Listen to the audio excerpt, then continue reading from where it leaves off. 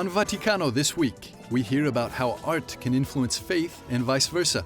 The Vatican's culture department is working to promote the way of beauty, reaching up to heaven through art. And Father Uwe Michael delves into the importance of art in the liturgy and that of the liturgy in art. Also, we get an exclusive tour of the Domus Dei laboratories, where religious sisters and lay colleagues are ensuring that places of prayer are filled with sacred art.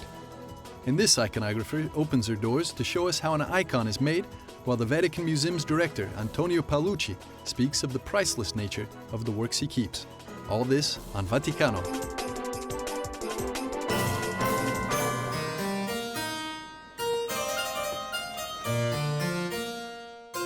The Vatican is a center of faith, and as such, a center for art. And it is working to renew the influence of the Church in the area of contemporary art, while continuing to safeguard the long history of the art it protects. It was just a month ago that Pope Francis unveiled this statue of St. Michael the Archangel within the Vatican City. There has been real impetus on the part of the Vatican to influence the art world outside of these walls, especially from the Vatican's culture department. We think that precisely the wealth of the Christian message, in addition to the spiritual aspect, from a cultural perspective, can give a fruitful contribution to art, which many times becomes closed in on itself, becoming almost solely a representation of the immanent, that is, of the historical situation, or the very decadence of contemporary existence, or even becoming self-referential. Here within the offices of the Culture Department, they're actively seeking to make that contribution. Monsignor Ravasi, when he wasn't yet cardinal, when he arrived here as the president of the department, selected several themes that he held most important, and emerging among them was art, the relationship between the Church and art. He already had a personal experience in the area, and so he wanted the Pontifical Council also to welcome the opportunity more than it had in the past, and also in the presence of Benedict XVI, with his deep awareness and artistic sensibility, to launch a dialogue with art and the world of contemporary art. Benedict XVI, as a good theologian and friend of Hans Urs von Balthasar, knew about and appreciated the Via Pulchritudinis, this path of searching that collects the beauty of nature, of culture, of human thought, of art, as symbols of a dialogue with the Creator, with the artifice of beauty. Therefore, beyond the way of thought, of philosophy, of charity, also this way merits promotion and support.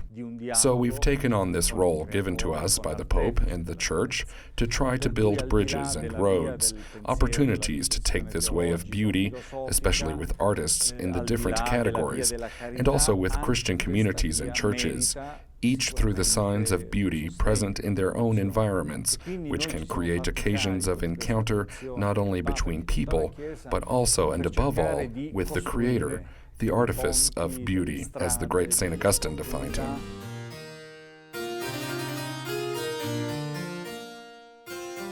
To encourage this engagement between art, culture, and faith, the Vatican entered the world-famous art exhibit, the Biennale, in Venice this year.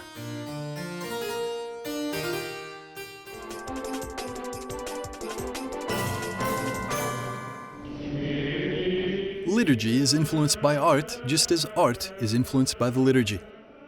And the Catholic Church is on a constant search to draw man closer to God through art. There are some people who dedicate their life and their studies to discover how to best make that possible. I have tried to confront the question, what makes architecture sacred? We customarily speak of sacred architecture, sacred art, sacred music, without giving an account really what this attribute sacred means. And for some time, for several decades, theologians in the Catholic tradition have really questioned the concept of the sacred in Christianity, or even rejected it altogether. The idea that there is sacred time, sacred space in Christianity. Art has a very important role to play in the liturgy. Today we live in a culture of images. Images surround us everywhere on our TV and video screens, on our mobile devices. And people today are often much more receptive to images than to the spoken words. The Church's tradition has been very much aware of that, especially the liturgical tradition, hence historical styles of Christian architecture use imagery in abundance, and the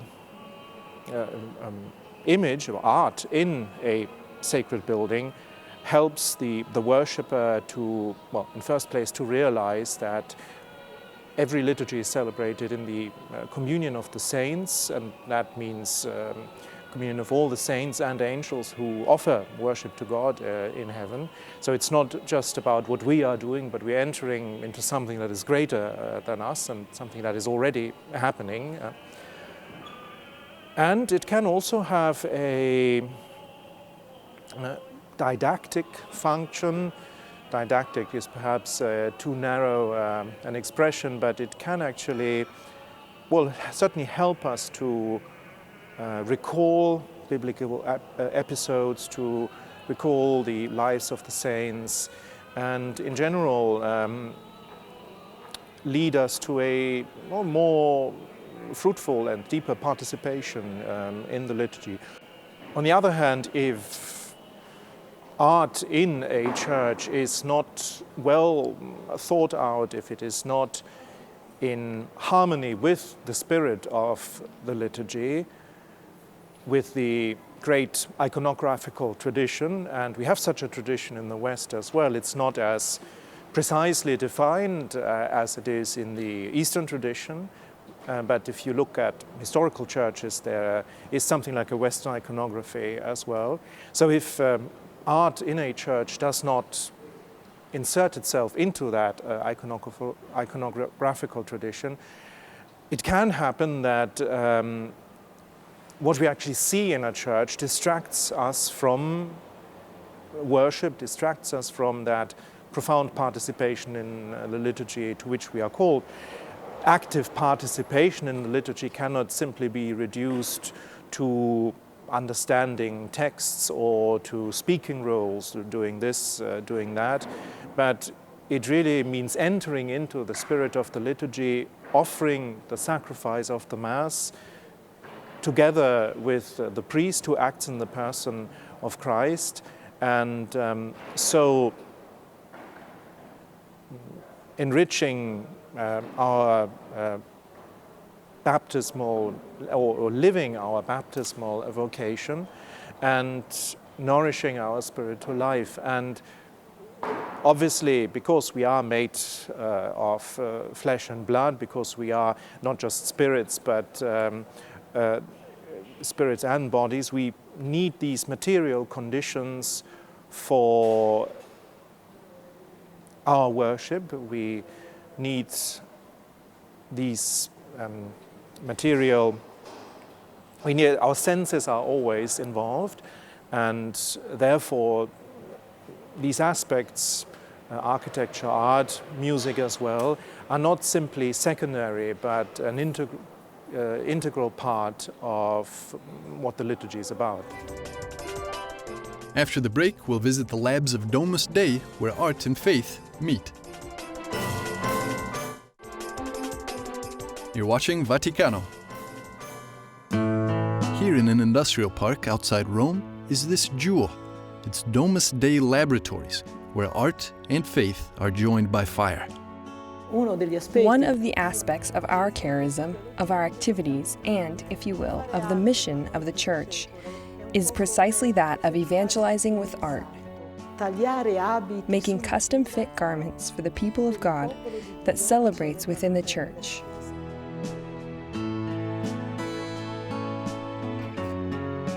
And recently, the congregation acquired this structure, Domus Dei, which is a mixture of workshops collected together in a single structure. There is the artistic foundry, which is composed of the modeling department and thus the part where the artists realize their work, guided by us for liturgical and theological support. Then, there's the department of stained glass, that of mosaics, that of restoration of artworks. Some of them were formed here from the time they were young, so they acquired the technical and professional know-how. Ideas can be realized with the sensitivity and the passion that is typical of artists. You can see the work of art be grown here, from its conception to its completion. We can take a walk through our laboratories so we can see concretely how the works of art are imagined and realized, little by little.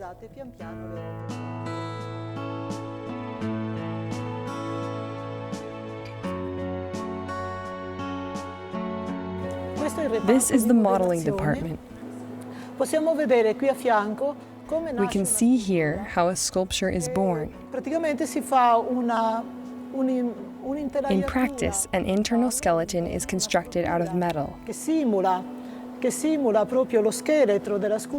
It's a structure that simulates the skeleton, and on the outside, clay is packed.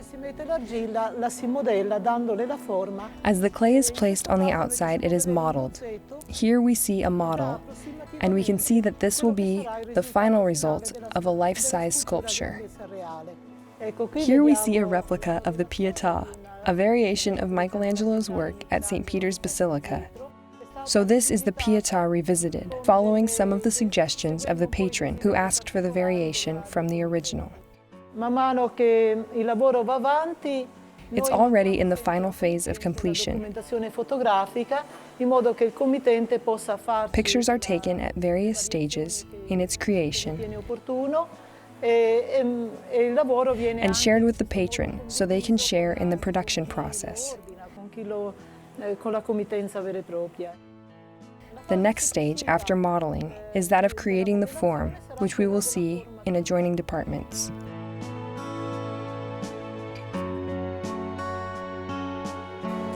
This is the first step in the lost wax bronze technique. Under the layers you see is the original sculpture from the artist. We're covering it with various layers of silicone rubber. Little by little, the technicians increase the thickness of the rubber on top, of which will be placed a type of rigid shell made of resin that will create a perfect negative of the original.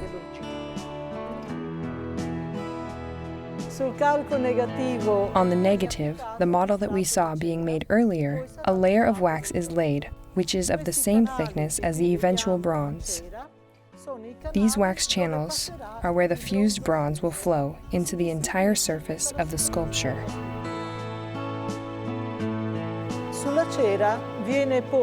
On the wax, this material, which is a composite of refractory and plaster, is packed. It reinforces the wax.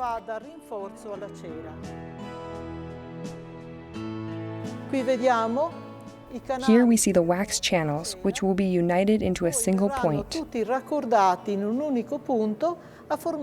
From that juncture, the fused bronze will enter the mold.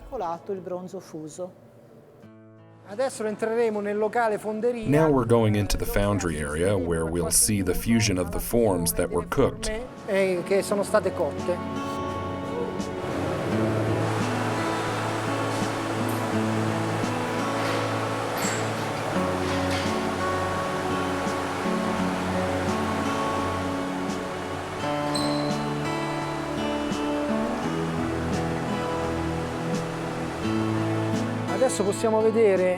Now we can see the bronze after the form has been removed. It's been freed from the refractory part in a separate department and brought here to the office where the technicians cut it, polish it, and they take out the extra pieces that were used for the fusion. Later, after a first cut that was done in another department, they are brought in for the first polishing to then finish with the final product that you see over there that is totally polished. In this department, we make stained glass and mosaics. The artist begins with the idea that has been created in a sketch, which is often made on a smaller scale. Then, it is enlarged to the actual size. That stage is called the cartoon. From there, it goes on to be superimposed on a transparent sheet. On this are all of the lines that will eventually be the lead lines that will separate the pieces of glass. I vetri saranno colorati. The glass will be colored and blown by mouth, Quindi secondo proprio using the ancient method of blown glass. E poi interverrà successivamente. And then it will be painted and heat treated. L'artista riportava i disegni. We've seen that the artist used the design of the work on a transparency from the cartoon. This transparency is used once again on a piece of cardboard Mi delimiterà esattamente le that we see here already cut, which will set the limits, which will then serve to cut the glass to measure. tenute tramite questa forbice a tre lame. This process is aided by a pair of three-bladed scissors that leaves a space the width of the lead line. As this portrait is a figurative depiction of Our Lady with Child, it will also be necessary to employ paint. Prendo il vetro, I take the glass and put it on the cartoon, lo poggio sul cartone e comincio con la and I begin to paint. Sono pennelli con il pelo molto lungo. It's a long brush, which serves almost as a deposit for the paint. La fase successiva è The quella next della phase cottura, is heat treatment. cioè questi vetri These pieces of glass vengono are messi placed nel in the forno oven and brought to a temperature of 600 degrees Celsius, 600 gradi, in modo che la pittura so that the faccia un paint corpo becomes one with the glass. We see an example of the cooked glass here. For the artistic phase, after the glass is out of the oven, the technical phase begins. It consists of the preparation of the lines of lead that will serve to assemble the different pieces of glass. La bellezza della vetrata dipende molto anche The beauty of stained glass depends also on the manual execution of all of the steps. facendoli manualmente si possono curare meglio. By making them manually, paints can be better made. Tanti artisti So many artists are already prepared for an industrial product, which will never be of the same quality as that made using artisan techniques. Here we see the stained glass already assembled with the lead lines. dove The point of soldering is to join where two pieces of lead come together. all'incrocio dei piombi.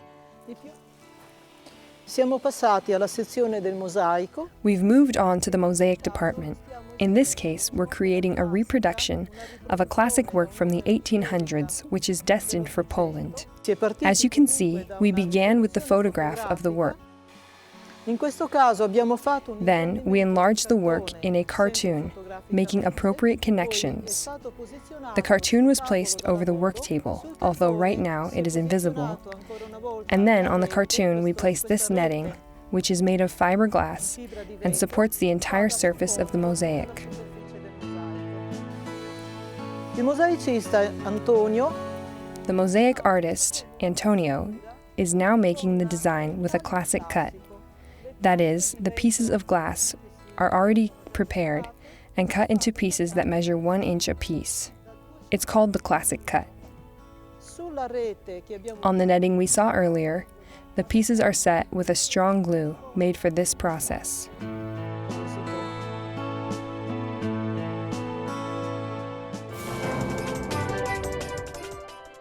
Few moments, we'll be back to discover the making of an icon and what it is about the Vatican museums that makes them a treasure trove for the faith. This is Vaticano.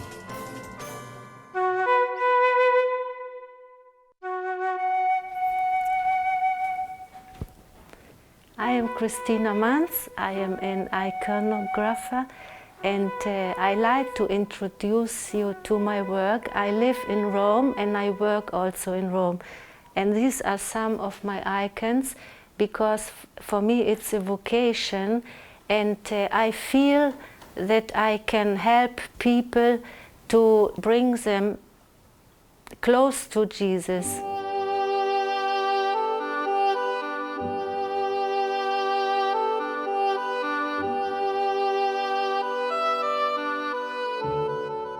An icon is a window that opens us, shows us heaven, brings us close to heaven, and I feel the vocation to help people through the icons to pray and to show the way to Jesus.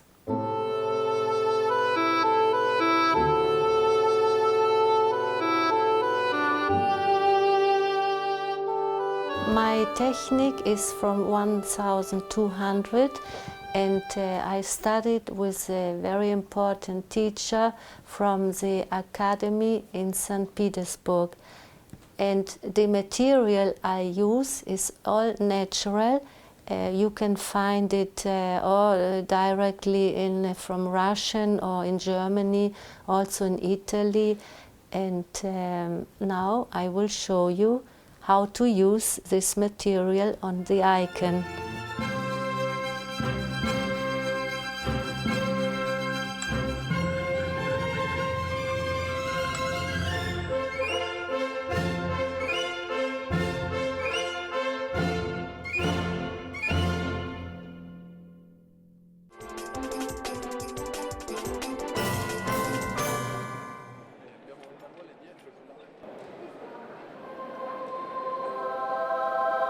Siamo in una zona molto speciale dei musei vaticani. We're in a special part of the Vatican Museums.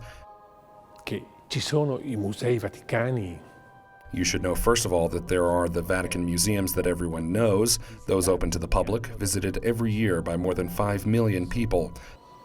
La Cappella Sistina, le stanze di Raffaello, I tanti The capolavori. Sistine Chapel, the Raphael rooms, so many pieces of ancient statuary. But then, within the Vatican Museums, we also have the underground section, that which is invisible, that no one sees, unless they are an academic or have another certified reason to visit them. Sono I depositi. Le riserve. They are the deposits, the beautiful reserves of the Vatican Museums. Qui siamo in una speciale. We're in one of them here, a special reserve called that of the armor. Delle corazze. Si chiama così perché una volta qui gli armigeri del Papa. Because once right here, the army of the Pope used to retrieve their armor and their weapons from here. Adesso è diventato un Now it's a deposit of ancient sculptures. di sculture archeologiche. There are thousands of fragments and entire statues, Di statue intere, di cose che things that bear witness to the Greco-Roman civilization. la Chiesa di Roma The Church in Rome has always been considered the heir to Roman Empire, to the classical civilization. e questo spiega perché nei musei vaticani This explains why in the Vatican Museums there is such an extraordinary wealth of ancient sculptures. queste sono quelle che non sono esposte perché sono frammentate. These are those that are not on exhibition because they are fragments, or perhaps because they don't have a special meaning, Però sono ugualmente molto importanti perché but they are equally important because altogether they form a type of precious document on classical history. civiltà classica. Ci sono opere molto importanti. There are some extremely important pieces, for example, those in the Egyptian style. di stile egizio che vengono dalla Villa Adriana. Here you can see them. They come from the villa of the Emperor Hadrian, who, as we know, really loved Egyptian culture. egiziana. Ci sono sculture di divinità, There are sculptures of divinities, like Venus, for example. copie antiche da originali famosi di There are Scopa. ancient copies of originals of people like Scopas and Polycleto. Tutto questo sta qui dentro e c'è un'iscrizione latina qui. All of this is inside, and there's a Latin inscription here made by Pius XII, in which he speaks of many years ago at the beginning of the 20th century. In Latin, the Pope explains the reasons for this deposit. It's fundamental, says the Pope in this inscription, that the witness of history is scrupulously safeguarded. Scrupolosamente conservato. Quindi qui dentro è possibile capire la filosofia. So here inside, it's possible to understand the philosophy that governs all of the Vatican Museums. There is the visible part that is offered to all of the people of the world, from all world religions and cultures, and there is a hidden but equally important part that collects documentation of history. This is the function of the deposit. Se vendessi tutto, If everything was sold, obviously the value would be incredible, but the most important value isn't in the money, in the economic value. sta in It is in what spiritually and culturally all of this means. Tutto questo significa. Cioè la Chiesa di Roma. The Church of Rome has always wished to be that which protects the culture and history. This is the gift it gives to the entire world. So, for this reason, the things you see here will never be sold. Se la Chiesa vendesse tutti i suoi capolavori, If the Church sold all of its masterpieces, the poor would remain poor. But if the Church conserves all of this, it gives a gift to all of the poor people of the world. That's the reason for the patrimony that the Church protects. del patrimonio che la Chiesa custodisce.